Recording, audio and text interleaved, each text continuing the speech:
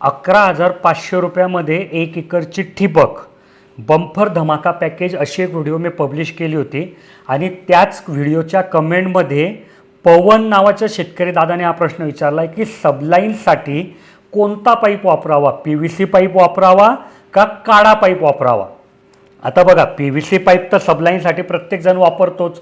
आता काड्यामध्ये दोन प्रकार येतात, फ्लेक्झिबल पण एक येतो आमचा, किंवा जे स्प्रिंकलरचे पाईप येतात ना की ज्याची लांबी 20 फूट असते आणि त्याला ते कडी कोंड्यासारखं असतं आणि त्याच्याने ते अटॅच करत चालावं लागतं.